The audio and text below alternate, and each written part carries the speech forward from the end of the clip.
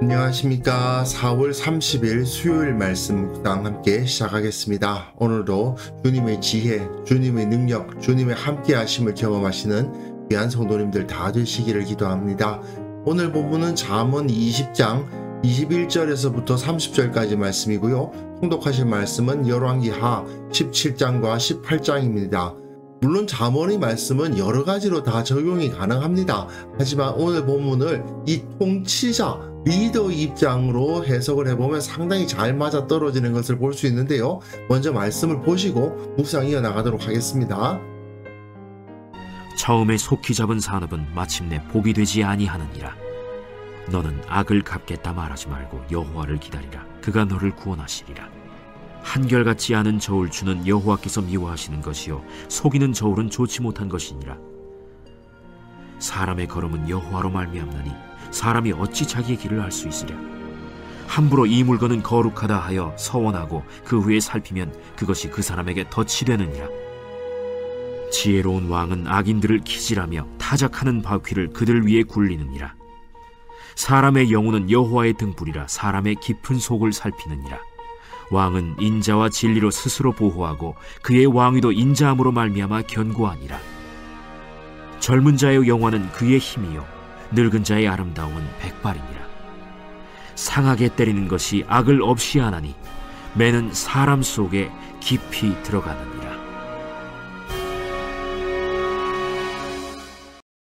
솔로몬은 왕이었죠. 그러다 보니까 나라를 다스릴 때 여러 가지 지혜가 필요했을 것인데 그 지혜에 대한 잠언도 이렇게 다수 남겨놓고 있습니다. 어제 본문에서는 어떤 경영을 할 때에 거래를 할 때의 지혜라고 할 수 있을 만한 그런 말씀들이 많았는데 오늘 본문에서는 통치자, 리더에게 적용될 만한 잠언이 많이 포함되어 있습니다. 물론 조금 지위가 높은 사람에게 적용이 잘 될 것 같기는 해요. 하지만 우리가 꼭 그렇게 정치가가 된다든지 어떤 공직자가 된다든지 하지 못한다 하더라도 작은 모임에서나마 리더십을 발휘해야 하는 그런 자리에 있게 되었다면 이런 지혜를 가져야 되지 않을까 생각해 보게 됩니다.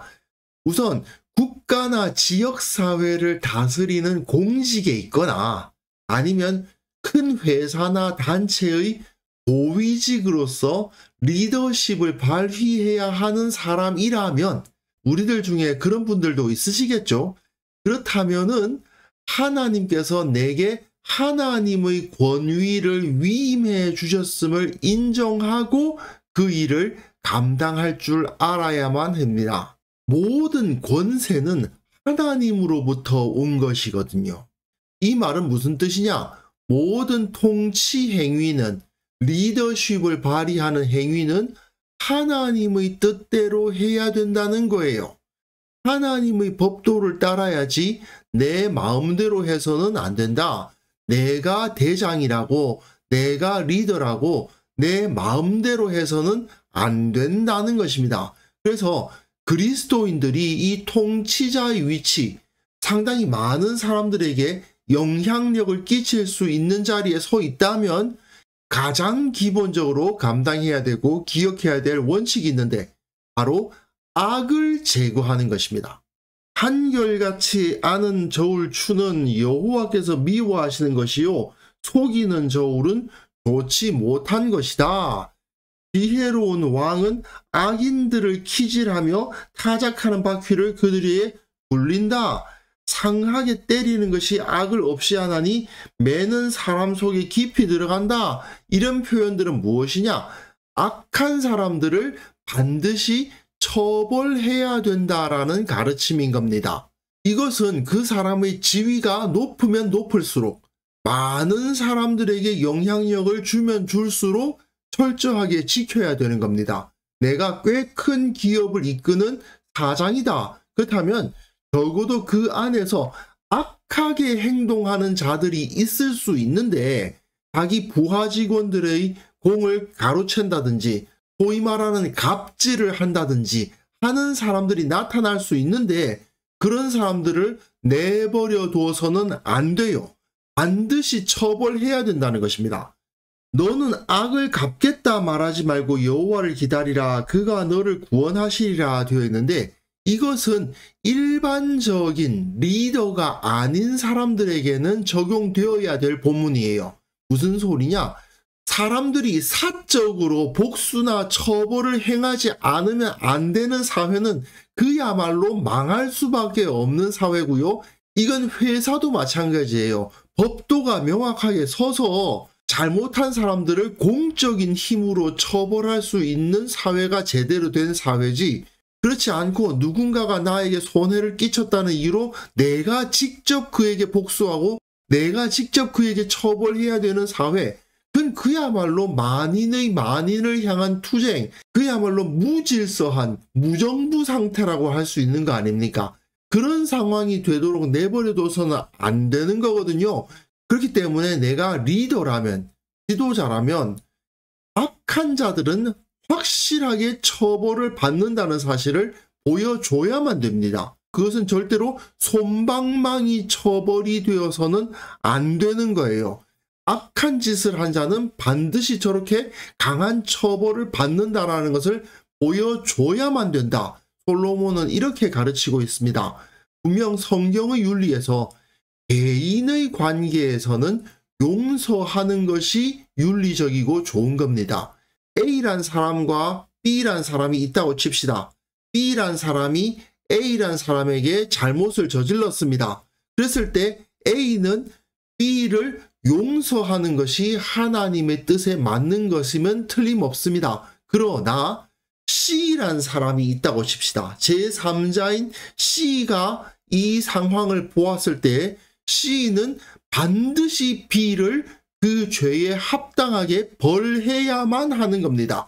그리고 이 C란 사람이 그 사회의 지도자일수록 당연히 더 그러야 되는 거고요. 그게 또한 하나님의 윤리인 거죠. 개인의 윤리와 공적인 윤리는 이렇게 다를 수밖에 없습니다. 내가 공적인 지위, 공적인 권세를 가지고 있다면 그것을 확실하게 발휘해 줘야만 되고, 특히 악한 자들을 내버려 두어서는 안 된다. 이것이 통치자가 가져야 할 첫 번째 지혜이고 원칙입니다. 그리고 21절과 24절을 보시면 지혜로운 통치자가 어떤 태도를 가져야 되는가를 보여주는데요. 조급한 사람은 통치자로서의 자격이 없습니다. 처음에 속히 잡은 산업은 마침내 복이 되지 아니하느니라 되어 있는데, 어떤 사업을 시작하자마자 그 결과가 좋은 경우도 있지만 첫 사업의 대박이 결국에는 쪽박이 되는 경우가 비일비재하죠.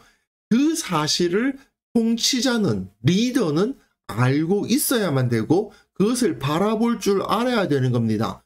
내가 큰 권세를 가졌을수록, 자리가 높아질수록 사람의 걸음은 여호와로 말미암고 사람은 자기의 길을 알 수 없다는 것을 인정하는 겸손한 태도가 필요해요.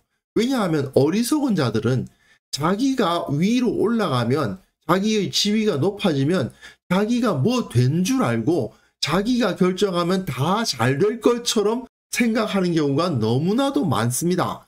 하지만 하나님의 지혜를 가진 리더는 자신도 앞의 일을 잘 모른다는 사실을 인정해야만 됩니다. 나의 지식에는 한계가 있다. 내가 모든 것을 다 알고 있는 것은 아니다라는 것을 인정하면서 그들을 이끌어 나가야지, 그렇지 않고 내가 가는 길이 옳다, 무조건 나를 따르라, 잔말 말고 내가 하라는 대로 해, 이런 식으로 행동을 하다 보면 결국은 망하는 겁니다. 미래의 일을 다 안다는 듯이 자기만 믿고 따라오라고 큰 소리치는 리더, 이런 것이야말로 어리석은 리더의 특징이라고 할 수 있죠. 그리고 마지막으로 상당히 중요한 것인데, 결국 그 사람이 존경받는 리더가 되어야 되는 거 아닙니까?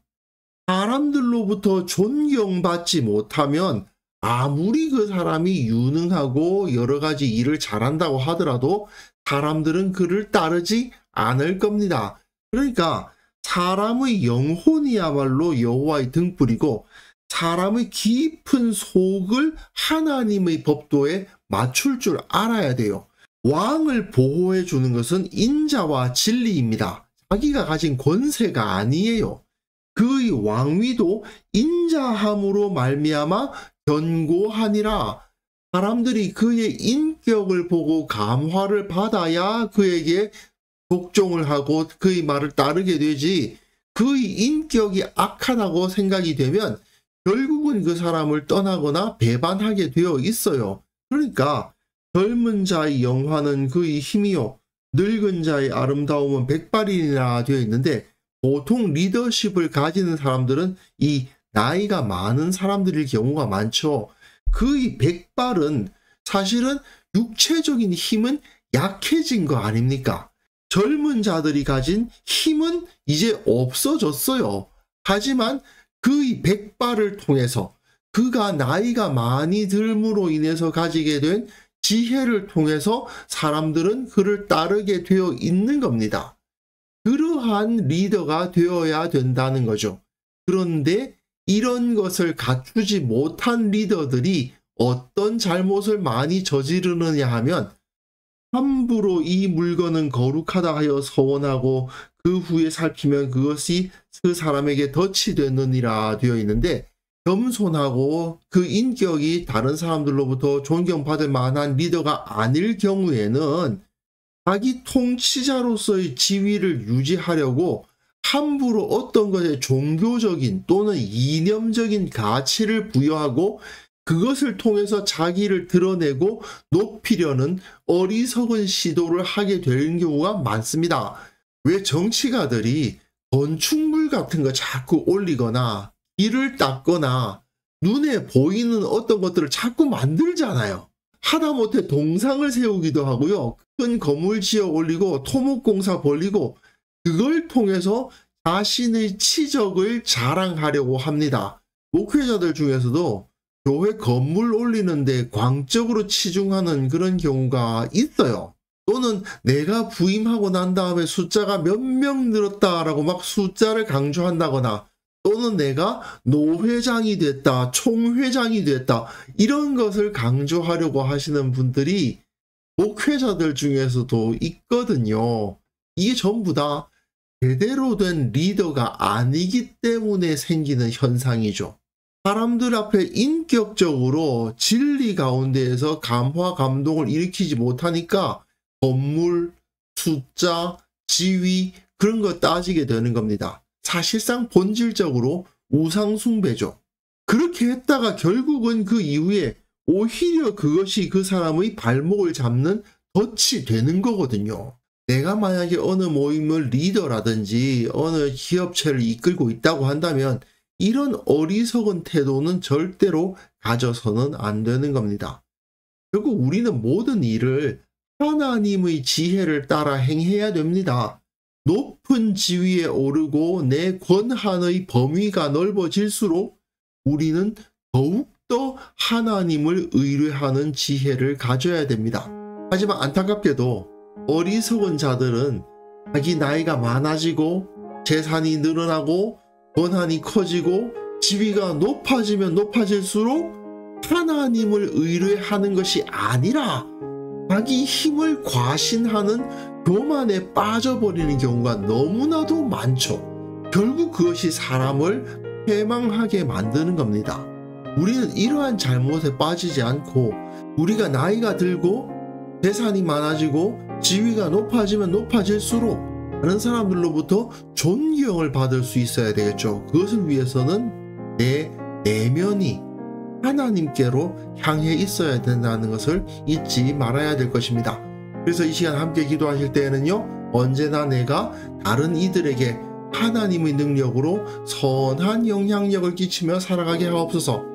우리 교회 모든 성도들 지혜로운 리더십 가지고 이 세상 가운데 나아가 주님의 능력으로 온전하게 잘 통치하고 잘 인도하는 사람들이 되게 하여 주옵소서. 함께 기도하는 시간 가졌으면 합니다.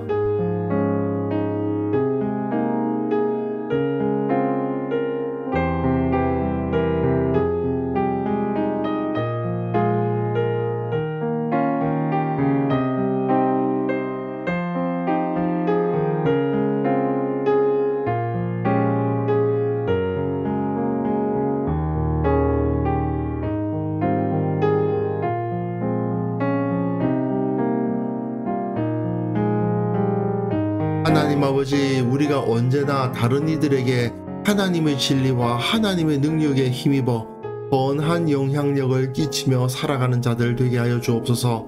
우리 교회 모든 성도들을 축복합니다. 저들에게 지혜를 주시고 능력을 주셔서 세상 가운데에서 리더십을 발휘해야 할 때에 주님을 의뢰하는 마음으로 잘 발휘해서 세상을 선하게 변화시켜 나가는 자들 되게 하여 주옵소서. 한국교회에 속한 모든 성도들이 이 세상에서 참된 리더십을 가질 수 있기를 원합니다. 하나님의 통치가 저들을 통해서 이 세상 가운데 나타날 수 있도록 주께서 역사하여 주시고 저들을 성령으로 충만케 하여 주옵소서. 아버지 하나님, 우리가 주님의 지혜를 가져야만 되겠습니다. 주님의 마음을 품어야만 되겠습니다. 주님처럼 겸손하고 주님처럼 지혜롭고 주님처럼 능력이 있어야 되겠습니다. 주께서 우리를 붙들어 주시고 말씀의 능력, 성령의 능력, 기도의 능력이 충만케 하여 주옵소서. 오늘 하루 살아가는 그 모든 삶 가운데 주님께서 주시는 능력을 체험하게 하시고 정말 주님께서 내 옆에서 나를 돕고 계시다 고백할 수 있는 그런 하루를 보낼 수 있도록 도와주옵소서. 감사드리옵고 예수님의 이름으로 기도합니다. 아멘.